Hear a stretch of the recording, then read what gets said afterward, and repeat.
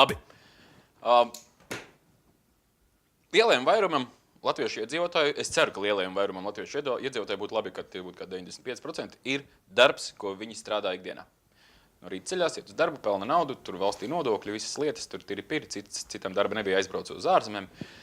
Es zinu cilvēks, kuri var dabūt darbu, bet viņi negrib, jo viņam tur ir forši tāpat. Un ir vēl tāda lieta kā sezonālais darbs. Nu, ko tu pārsvarā var darīt, principā, tikai vasarā, ja? Es pieļauju, tāda varētu būt kaut kāda wakeboarda parki, kas vēl. Mana māsa, viņa dzīvo Grieķijā, viņai ir sezonāls darbs, nu, pavasarī tīri. Tad, kad sabrauc naudīgi turisti no mūsu lielās kaimiņu zemes, tad visi iet uz urā. Šodien ciemos 2 džeki, 2 arņi, viens smukāks par otru, otrs gudrāks. Abiem ir sezonāls darbs. Nē, nu ir arī droši vien tāds patstāvīgais, bet ir viena lieta. Abi arņi, tuvojoties ziemai, sāk kļūst nervozi, berzē rociņas, pucē slēpes un vēl kaut ko, jo strādā viņi kur? Strādā viņi Šveicē par slēpošanas instruktoriem. Čau, Arņi. Čau. Baigi forši. Jā, Arnis Teters, Arnis Vilčīnskis. Arnis Teters vieglāk īsāks uzvārds, foršāks Vilčīnskis, tas tāds garš sarežģīts. Saucam tevi par Sirmo un tu būsi vienkārši Arnis, jā? Jā, arī runās. Sirmais, jā. Jā, Sirmais. Labi, Džeks, slēpošanas instruktors Šveicē. Nu, izklausās grezni, sapņu darbs, ne? Ir Bet tā arī ir. Tā arī ir, jā? Tā ir. Bet kā paši nolēmāt kļūt, ka, okei, jāmēģina tikt uz turieni, tikt tur strādāt par slēpošanas instruktoru. Kā jūs pār uzzinājāt, ka ir tāda lieta, ka tā var tur tikt? Nu, baigi mērķtiecīgi jau negāja tieši uz to Šveici un tieši uz konkrēto kurortu, bet tā ideja radās tajā brīdī, kad tu aizbrauc atpūsties uz kalniem, paslēpojies un skaties, tur ir cilvēki tādās smukās, skaistās formās, skaisti slēpo. Un tu saproti, ka tas ir viņu darbs un tā ir viņu ikdiena. Savukārt mans tikai atvaļinājums un pāris dienas gadā. Tu, principā, tērē naudu, viņi tikai darot to pašu saņem naudu. Gandrīzai. Un tajā mirklī rodas tā ideja, kad es arī tā gribētu un kāpēc nē. Jā, es varētu savukārt piebilst, man tas tās bija pavisam interesants.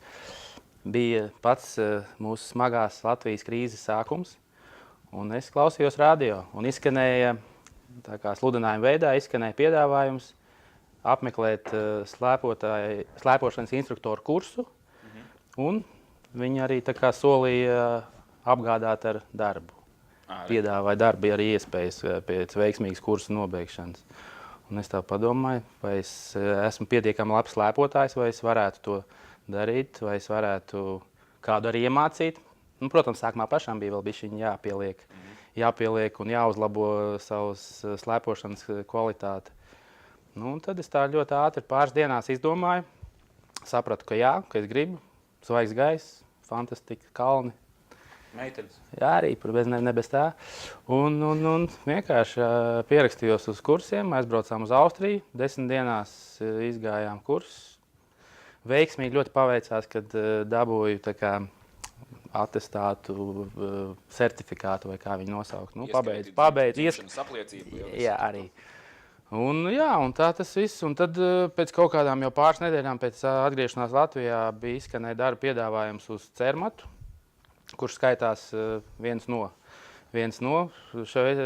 es teiktu, Šveicē augstākais, labākais, pats tāds. Tagad skatījos National Geographic, bija kaut kādā aptaujā, neoficiālajā 4. vietā pasaulē pēc kaut kādiem reitingiem. Nezinu, kas viņus tos reitingus, nu nav tā kā mūsu vēlēšanās vēt biļetenes. Kaut kas viņi pa viņa... Aizbraucot uz Žagarkalnu varat tur, es nezinu, uz jebkuru kalnu Latvijā, tur ar kāju atspēr duris vaļā. Nē, tāds nenotiekās. Tiešām? Nenotiekās? Es visu laiku tā daru. Nē, nu tur atkal, protams, ir liela atšķirība, kādā tu skolā esi. Un tā kā arī šogad es jau 4. sezonu pēc kārtas būšu nevis vienā no pašā numur 1 augstākās kategorijas un līmeņa Šveices skolā, kas ir pa visu Šveici. Viņiem ir tā kā visos kurortos ir skolas. Un pēc šiem gadiem sezonām pavadītajām tajā skolā tiešām var jebkurā skolā, jebkurā pasaulē var spērt tā kā durvis vaļā. Viņi tik ļoti kotējās, ka tā arī... Faktiski dabūt darbu jebkur. Jā, es domāju. Bet mēģinājums vēl neesi, ne? Es negribu, pietiek, man tiem 4 mēnešiem atslēpojies tā jau, ka martā jau tos zābaks negribās vilkt kājās, varētu paslēpot jau bez tiem slēpēm un zābakiem, jo uz marta beigām, aprīlī jau nemaz vairs.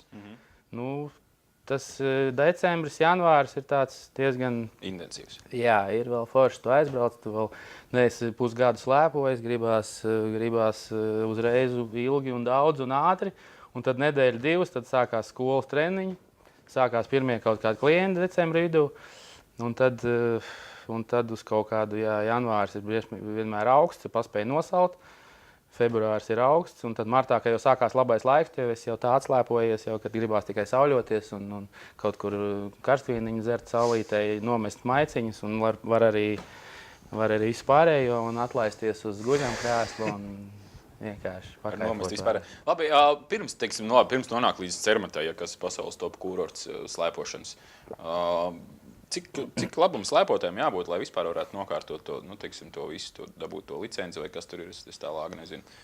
Vai pietiek, ka esi tad banāns tā kā es, bet māki ātri iemācīties to visu darīt, vai tomēr ir jābūt diezgan spēcīgām priekšzināšanām un prasmēm tie slēpošanā, lai varētu būt par instruktoru? Priekšzināšanām ir jābūt viennozīmīgi. Es varu izstāstīt par sevīm, kad es no sākuma pastažējos pie vieniem čehu puikām. Viņi man ievadīja principā tajā lietā, viņi man iemācīja tos pamatus un tam līdzīgi, un es arī pastrādāju sadarbībā ar viņiem pāris nedēļas Austrijā. Un tad, atbraucot mājās, es sapratu, ka ir jārok tālāk, jāiet, kā saka, jākāpjās uz augšu, un tepatās Latvijā, mums ir Latvijas slēpošanas un snowboard instruktoru asociācija, kas katru gadu organizē kursus gan snowboard instruktoriem, gan slēpošanas instruktoriem. Un tur ir diezgan, es pat teiktu, lieliski treneri, 2-3, tas ir Dāvis Inga un mums tautā pazīstamais arī mākslinieks Juris Žagars, kuri pirms pieņemot tevi šajos kursos, viņi tev paskatās, kā tu slēpo. Ja akurāt nav vēl tas māls no kā mīcīt, to produktu, tad... Tā pateici, ne? Baigi gudri, ne? Pateici. Centos saprast, par ko iet runa. Tagad piestrādā. Gatavojies. Pārtrauc. Tad ar vārdu sakot, ja tu neesi derīgs, tad tev sāk draudziņi patrenējies vēl un tam līdzīgi. Tu vari vienkārši ņemt to pašu instruktoru uz kalna un viņš tev pamācīs, vai arī pats savos kaut kādos veidos tu tur trenējies, ņemies uz tā kalna, kad esi gatavs, nāc atkal startē. Mani paņēma pirmo reizi. Kaut kāds talants jau bija? Kaut kāds, jā, bet tai pašā laikā nonākot pie šiem te treneriem, es sapratu, ka patiesībā es vēl aizvien neko nemāku. Un manī tika ieguldīts tiešām liels darbs un paldies treneriem.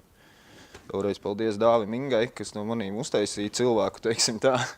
Pat cilvēku nezinu, bet instruktors labs, jā? Es ļoti ceru, ka tā ir.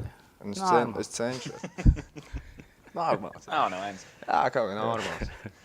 Lūk, un tad nākošais ceļš man bija jau pagājušā sezona. Arnis mums ļoti pieredzējis, es neesmu tik pieredzējis, man ir tikai, principā, 3. ziema. Tad es nonācu Cermatā, nostrādāju pagājušo sezonu Cermatā, guvu atkal papildus lielu pieredzi un diezgan arī ceru, ka uzlaboju savējās kaut kādas prasmes. Cerēt vajag. Arī viņš mani patrenkāja uz kalna.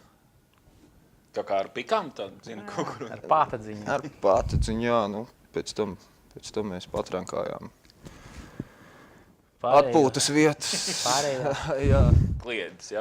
Jā. Labi, tam mēs vēl pieskārsimies. Uzmetam aci, kā vispār izstāstā vieta, kur jūs tagad, laikam, abi divi strādājat Cermatā, ja, tas foršā vieta. Matterhorns, Šveice.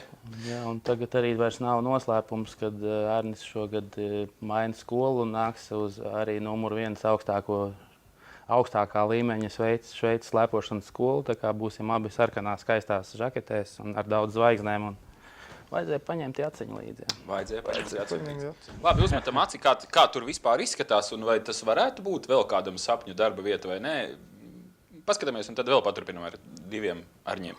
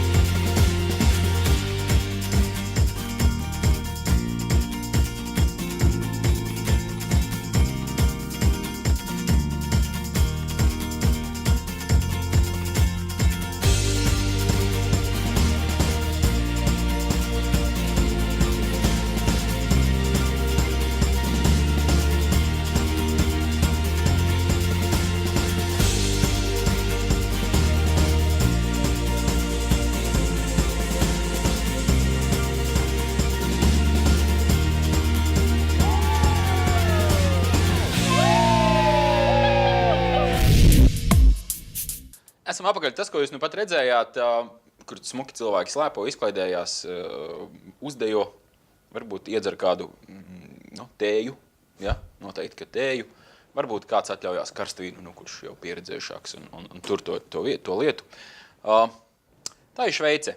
Cermata slēpošanas kurorts, tā ir tā vieta, kur strādā abi divi mūsu šīs dienas viesi.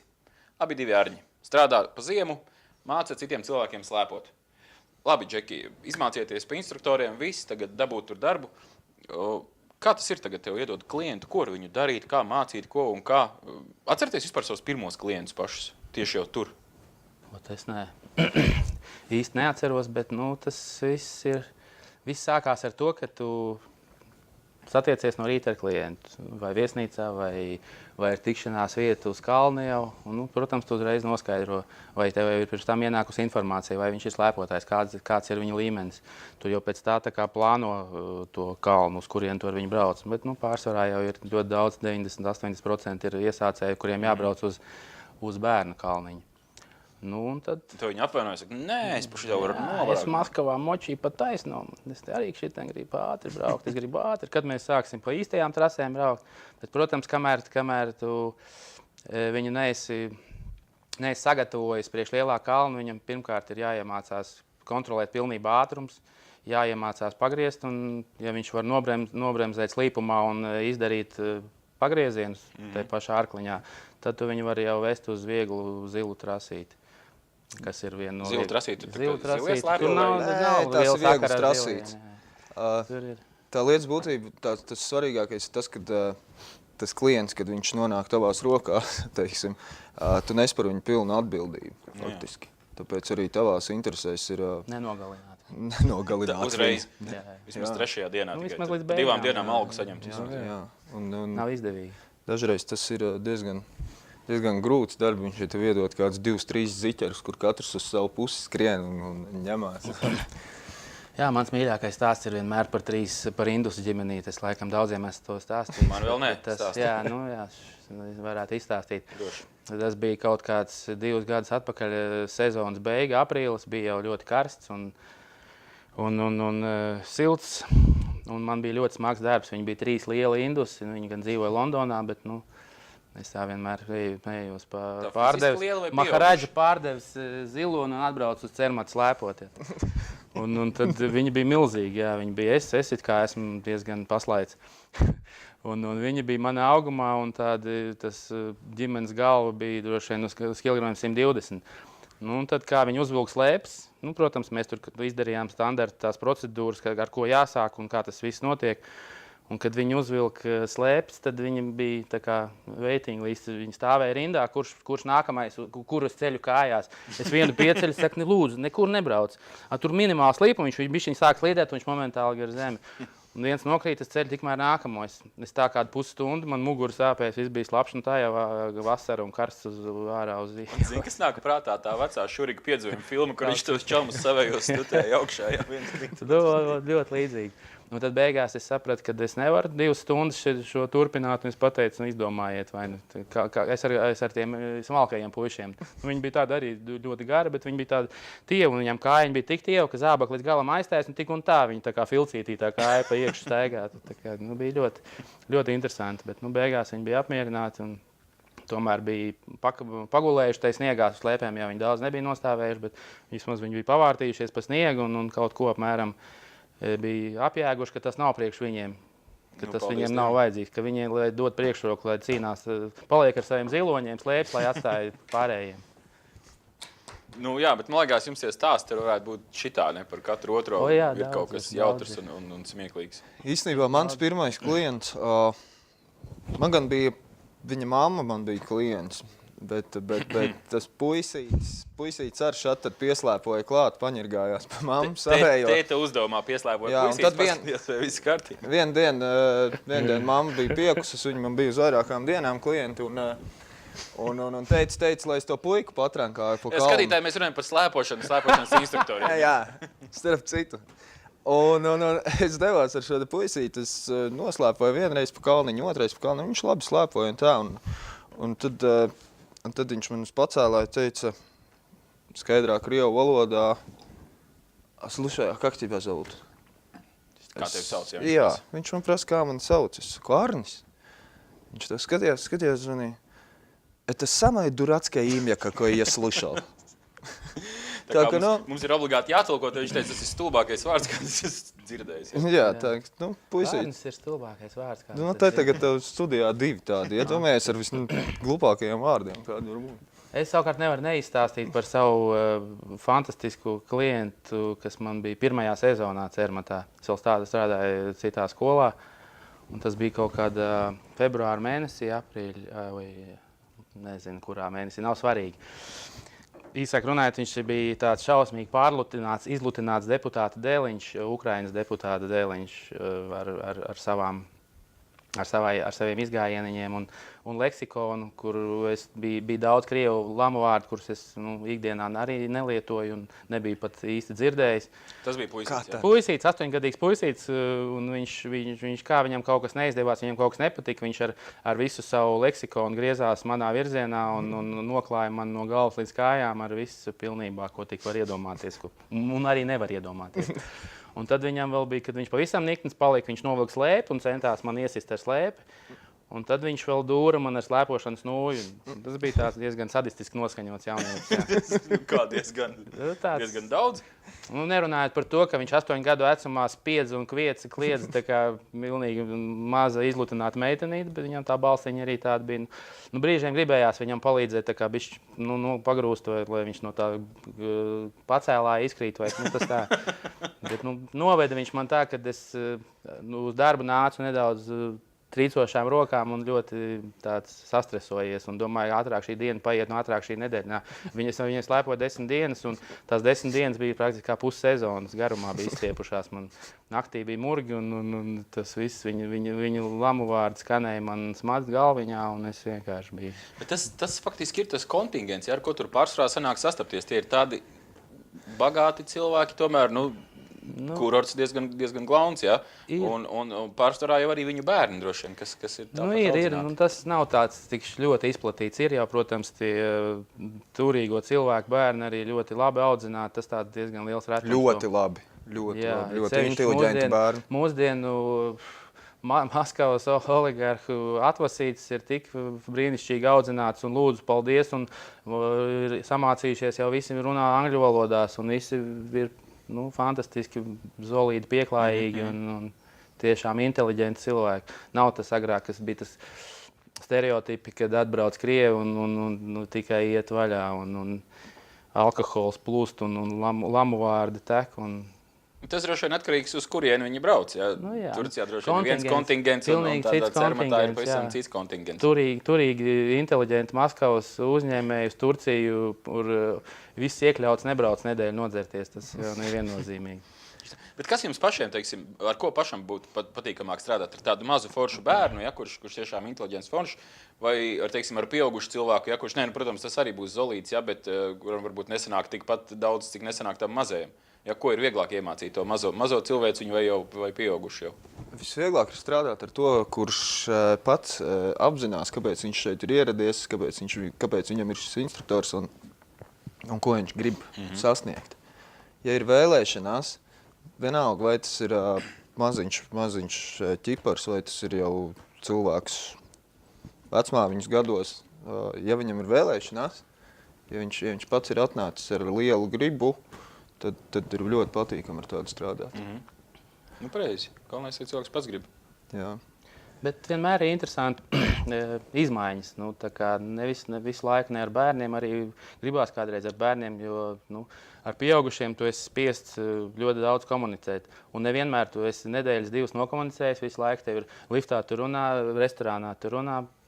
Kas vēl ir tāda niansīta, kad, ja tev ir uz visu dienu krievu klienti, viņi pārsvarā, arī ne tikai krievi, visi briti un austrāļi, viņi pārsvarā vienmēr uzaicina tev tā kā uz pusdienām. Tu esi atbildīgais par visu viņu dienu. Tu saplāno dienu, tu norezervē restorānus, protams, saskaņojot visu pirms tam ar viņiem. Tu visu norezervē, visu tā kā saorganizē, un tad loģiski tā visa diena paiet komunikācijā. Liftos un pacēlājos tu komunicē, pie restorānā stundu pusotru tev visu laiku ir jāstāst, visiem ļoti interesē, kas un kā un cik par ko un kādēļ. Tādēļ, citreiz gribās tādu pauzīt un parunāt vienkārši par muļķībām. Un ar bērniem ir interesanti, var parunāt tur hi, ha, un paķiķināt, paspēlēties un neiedziļināties tik stipri tajā visā, kas interesē pieaugušajiem. Un, protams, nerunāt par politiku un parunāt par Miki Maušiem. Jā. Teiksim, tagad nāk novembris, un es zinu, ka es noteikti kopā ar savu dēlu mājās man nāksies iziet cauri jaunākajiem hītiem multiplikāciju pasaulē. Lai pēc tam man ar to mazo klientiņu arī būtu ko parunāties. Tad tev dēls ļoti labi noder jau pēc tam darbam, jā, ja man ir tas pats krievu bērniņš, es vienmēr, akurāti, lai atrastu to pirmo saskarsmi, lai viņi būtu pozitīvi, tad es jau pacēlājā sāku runāt par, teiksim, Mašas un Lāča pēdējo sēriju, kādu epizodi, ka man tur tā patika. Un tad tas bērniņš arī atverās pret tevīm. Ja mums ir tēma jau aizgājis. Jā, kāds baigais knifiņš tāds, ne? Nu jā, tagad novembrī būs jāsāk skatīties, kas ir jaunumos, viss, kas ir jauns. Jā, starp citu, paskatāmies vienu video, kā mazi bērni, cik mazi bērni vispār patiesībā jau var kāpt uz slēpēm un mācīties jau slēpot. Jā, lai nav tā, ka visiem liekas, ka tur jau jābūt daudz maz. Var sākt no 2. Ir, kas lielie visi vecie instruktori, vietējie tur Cermatas instruktori, vietējie, kas slēpo paši no bērna kājas, viņi savus bērnus māca aptuveni no 2 gadu vecuma, atkarībā, protams, pēc bērna fiziskās attīstības un visa pārējā, cik viņš uztver un cik viņš. Bet es vienmēr iesaku visiem neātrāk par 4, jo instruktoram, protams, mazu bērnu neatdos. Es vienmēr iesaku, ja jūs man dodat bērnu vismaz 4-5 gadu, un tad viņš uztver informāciju, viņš, protams, arī ir pietiekami fiziski attīstīts, un 4-5 tas ir tāds optimālais, un tad viņš aiziet ātri. Es pat teiktu 5-6, es pēc savējiem, kas man ir bijuši, es skatos, 4, 5, 5-6, tāpēc tajā laikā jau tas bērniņš jau sāk saprast, kāpēc viņš te atrodās, ko tā slēpe vispār dara, ka viņš var valdīt pār to slēpīti, nevis tā slēpīt pār viņu. Un tāpēc bieži vien dažreiz pat ne. Es nezinu, tas, protams, man varbūt emocijas vai kā, man nedaudz kaitina, ka tie vecāki viņi atved to 3-gadīgo, kā mēs viņus saucam, pa lupatiņām. Viņš ļurinās, viņš knapi staigā vispār tais zābaciņos, pa to sniegu kaut ko ņemās. Un tad tas vecāks jau stāv, kāpēc viņš jau neslēpo?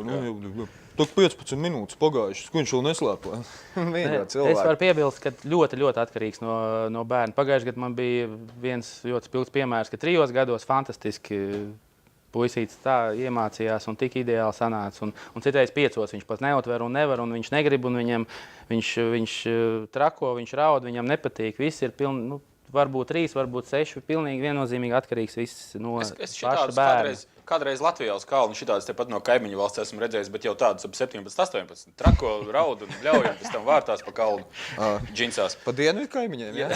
Jā.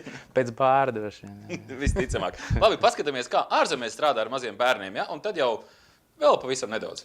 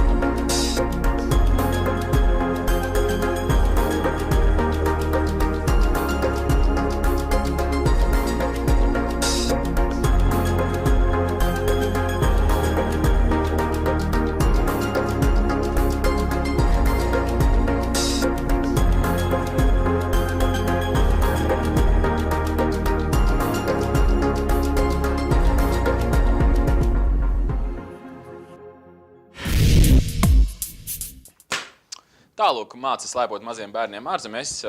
Šodien mums ir ciemos 2 džeki, kas arī māca maziem bērniem slēpot ārzemēs.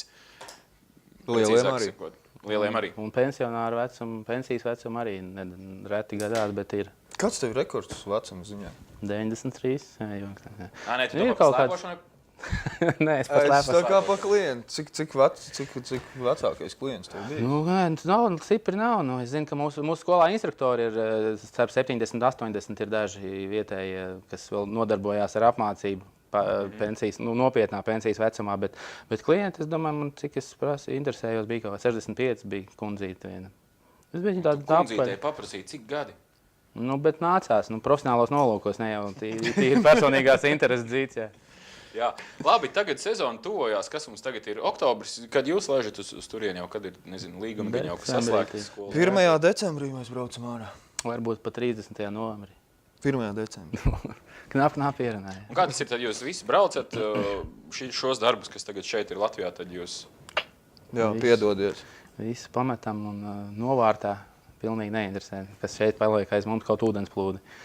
Nu, nav tā gluži. Jā, un tad uz turieni, un tad, labi, 1. decembrī brauc, un kad atpakaļ ir jau zināms, cik ilgi tur jāstrādā. Lieldienas. Kad nākošais gadu ir lieldienas, nākošais lieldienas, jā. Droši vien, kad 4,5 mēneši senāk būtu projām, tad reāli jūrnieki, principā, prom, un tad tur... 4,5 mēneši, jā. Nu, normāls reisiņš, jā. Nē, jāpamet, ir ģimene, radi visi draugi, un jādzīvo ar šo cilvēku. Nu, labi, ka nav jādzīvo šo cilvēku 4 mēnešus. Nu jā, nu labi, bet nu jātiekās. Nu jātiekās. Cenšamies jau netikties ikdienā apnīk jau šausmīgi. Kā pa vasaru, teiksim, ir kaut kā sevi formā jāuztur, vai tad ir viss mierīgi, un tad novembrī domās, ko darīt? Ūdens slēpes. Nu, tas tā, bet, nu jā. Protams, pietiek pilnībā, ja kaut kādu mēnesi pirms sezonas sākuma nedaudz, protams, kājas vajag. Bet daži jau te visu vasaru ar velosipēdiem minās, tad netātiecās uz viņiem. Es aizēju te arī kaut ko nedaudz uz kājām pastrādāju. Tīri pasēņo kaut kur, jā, mēžu pastaigāt. Arī tā var. Padējot aiziet. Palēkā, jā, klubā. Diskotekā. Koncertā pie skatuves. Ko tu pie lēnās lēkā? Man treniņš kājām vajadzīgs jau. Tieši tā, jā. Nu skaidrs. Labi, Džeki, tad droši vien jāvēl veiksmes. Es nezinu, ko novēlēt instruktoriem slēpošanas, lai daudz jā, makšķerniekiem neasāks, ko instruktoriem. Nelaustas kājas. Nelausu pie vēlā. Neko laust. Traumas jau nav nekāds bijušas, var tā, ka... Nu, kam ir, kam nav. Man ļoti nopietni bija. Pirmajā sezonā es ļoti skaisti aizlidoju. Itālijā bija skolas treniņi un atveda man atpakaļ ar helikopteru. Ui, tu kā pa īstam. Dabūju pavizināties, ļoti skaisti bija. Bet sāpes bija tādas, ka viss sviedri tecēja un asaras, bet interesi paspēja pastīties arī uz Materhornu. Pirmais Cermats helikopteru lidojums tas man bija. Pēc tam jau bieži, tagad jau mēs tā kā ļoti reklamējam to vietējo helikopteru kompāniju un pašiem jau patīk un pašiem ir interesanti, tādēļ mēs iesakām vienmēr ļoti izdevīgi ātri. 3 minūtes tu esi augšā un viss, un nav jāstāv rindās un jāizmanto pacēlāji. Turīgajiem krieviem jau tas interesē. Tikai jāspēlē tā pasaulē dārgākā viola. Jā. Bet tas tā, viņiem, daudziem no viņiem tas pārāk neuztrauc, tur tie 1000 vairāk mazāk. Grezni. Labi, Džeki, lai veicās šo sezonu. Galvenais droši vien izturība jums un ģimenēm, lai teikt, Arnis smējās.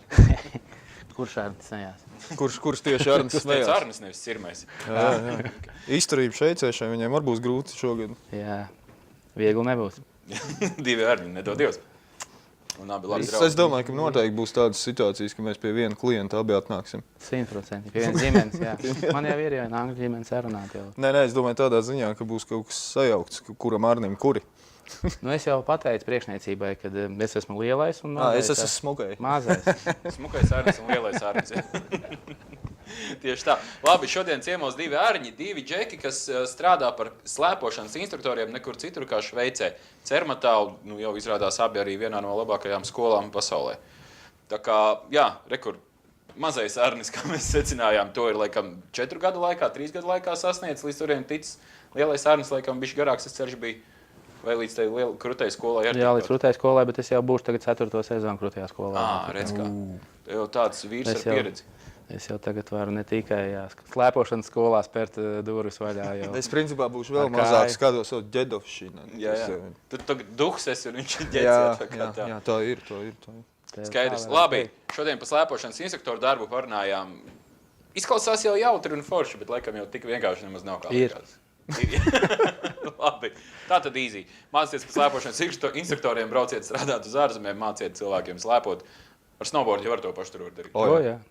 Skaidrs. Labi, 2 ērņi. Es pēc tam nostāšos pa vidu, ievēlēšos vēlēšanos. Jums pagaidām tā. Brauciet slēpot. Jā.